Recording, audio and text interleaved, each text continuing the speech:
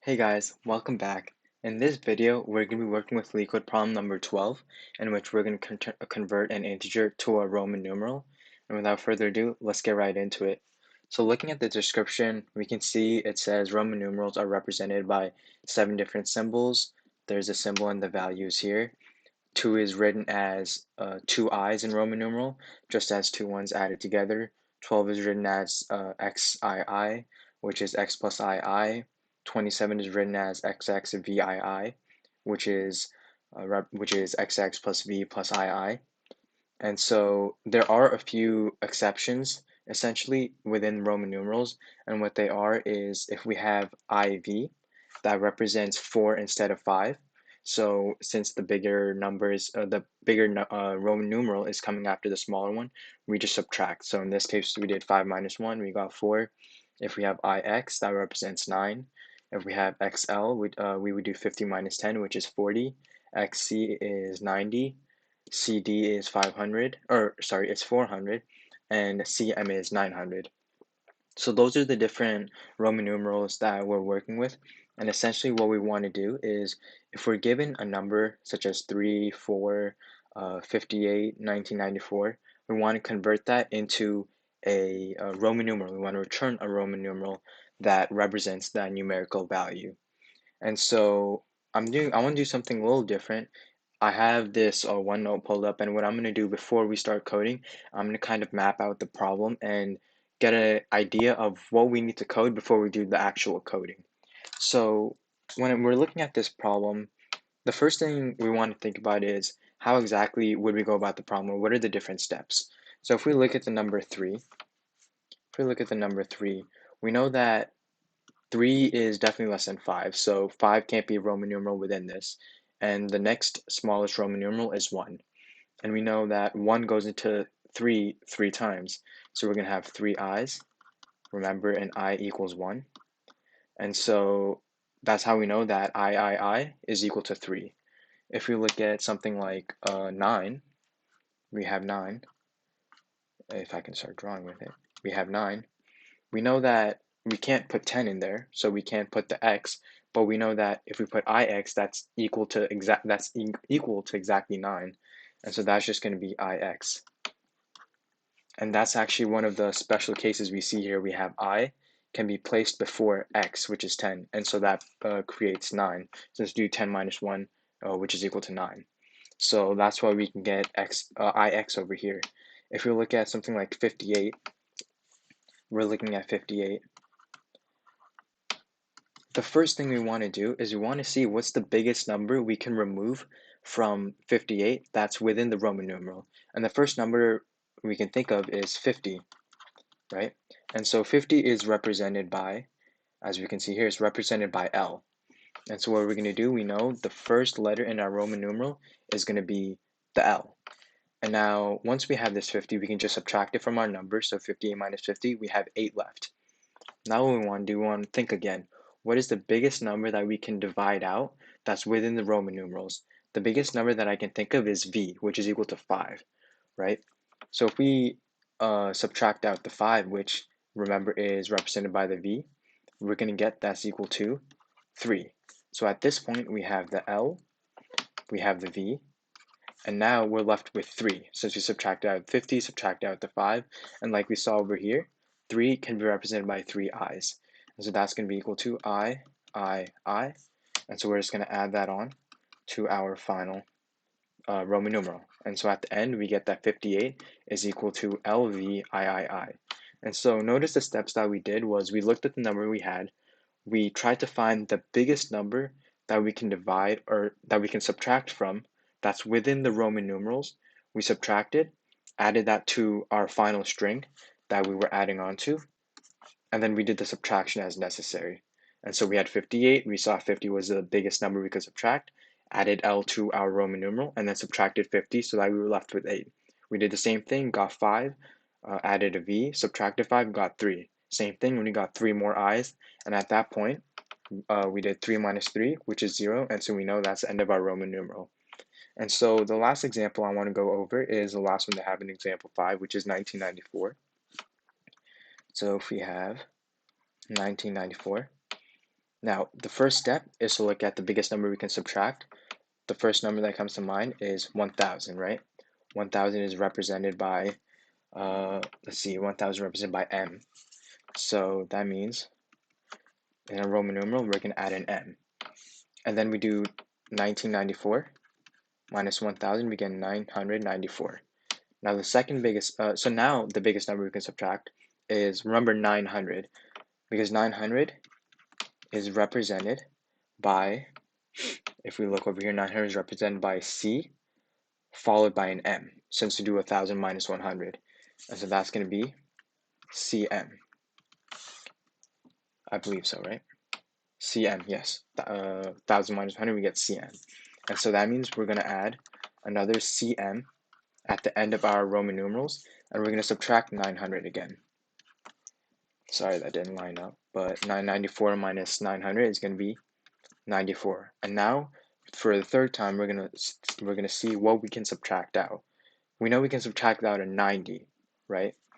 And so if we subtract out a 90, we get, if you look over here, we do x followed by a c, so that's going to be xc. We'll add xc to our final Roman numeral, subtract out the 90, and we get 4. Now remember one more time, 4 is another exception where 4 is equal to IV, since we can do 5 minus 1 is 4, and so then we add our IV at the end, subtract out the 4, we're left with 0, and so now we know that this Roman numeral is equal to 1994. And we did this by subtracting, adding the Roman numerals that we need to, and then recalculating what the biggest number we can subtract is. And so that's the basic gist, and just to make sure we got MCM, XCIV, if you look at the answer that I gave, MCM, XCIV, it's the same thing. So that's kind of the process that we want to go about. And so now that we have an idea of what we need to do, I have the Google Doc open right here with all the examples and such. And so I think we can get started coding it up. So the function is called int2Roman, and we're given a number. Yeah, we're given a number called num. So the first thing I'm thinking we should do, we should have a dictionary that houses all these numbers to Roman numeral values. And so what I'm going to call it int2 Roman. And this is going to house, let me scroll down a little. This is going to house all the values that correspond from the number to the Roman numeral. And so we're looking at 1000, and 1000 is equal to, let's see, is equal to m. And one thing I do want to know before is we want to go from the biggest number to our smallest number within our dictionary, because if you noticed over here, when we were subtracting, we were looking at the numbers that we were subtracting. We went from 1000 to 900 to 90 to 4. Our numbers progressively decreased. And so that's how we want to add that or create our dictionary, so that it's easier for us to traverse that dictionary and be able to subtract what we need to. And so we have 1000. Now we have 900, which is, I believe, CM, if I'm not wrong. Then we have 500, which is, if we can find it, it is going to be D. Then we have 400, which is going to be, I believe, CD. Then we have 100, which is going to be represented by C as well. We're going to have 90, which is going to be represented by XC. We're going to have 50, which will be represented by, let's see, 50 is going to be represented by L. We're going to have 40, which is going to be represented by, 40 is represented by XL, represented by XL. 10 is represented by X. 9 is represented by IX. 5 is represented by V. 4 is represented by IV. And then 1 will be represented by I. And so those are all the Roman numerals that we need. We go from 1,000, 900, 500, 400, all the way down to 1. And we're including those special cases of 900, 400, 40, 40, 90, and 9 and 4. And so now that we have this dictionary that houses all of these numbers to Roman numerals, the next thing we want to do at the end of the day, we're going to be returning a Roman numeral. And so we're going to create a string called Roman. That's going to be an empty string for the time being. And now what I'm going to say is that for numeral, actually, let's call it numeric.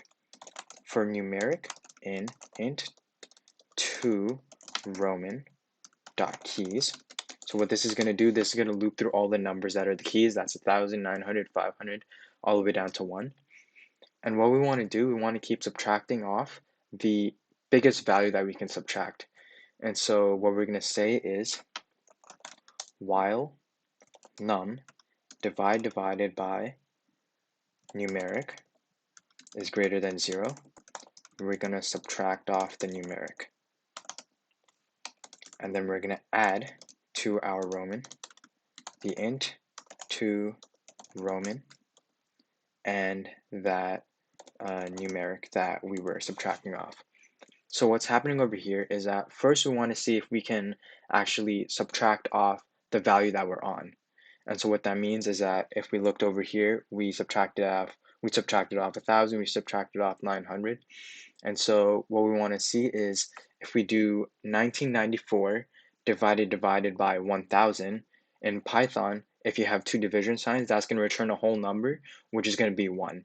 If you only leave one single slash, that's going to return a decimal, but in this case, you want a whole number to see if it's even divisible. So 1994 divided by, with two division signs, by 1,000 is going to return 1. If we did something like 800, two division signs divided by 1,000, that's going to return 0. And so what this does is we can see if essentially we can subtract whatever key we're looking at within our dictionary, we can subtract that from the number that we have in our numeric, our numbers over here that we keep subtracting from. And so what this does is if we subtract that numeric away from the num, and then we add that numeral into our Roman string so that we can keep track and add those as needed. And at the very end, one thing we do want to check is we want to check to make sure if num is equal to 0. And if it is, we're just going to return the Roman value, because obviously if num is equal to 0, that means we can't even add any more Roman numerals. And so let's just return Roman at that point.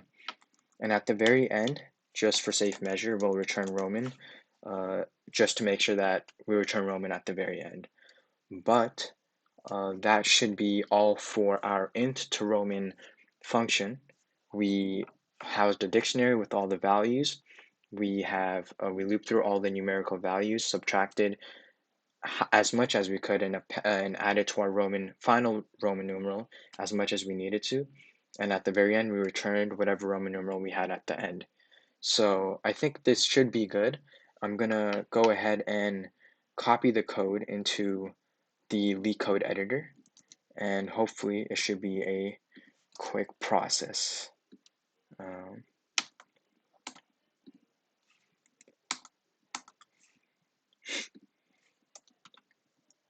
Let's see if I think I have to change all of these.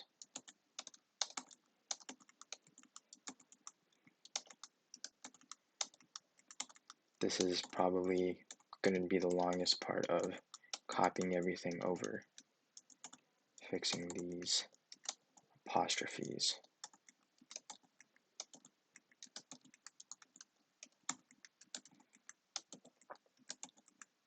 Okay, so now we have the dictionary, and what we're going to have now, we're going to have Roman. Roman is equal to an empty string for numeric in int to Roman dot keys while num divided by numeric is greater than 0. If num is equal to 0, we're going to return the Roman. Else, we're going to say num minus equals the numeric and then Roman plus equals int 2 Roman, and then we want to put in the numeric key.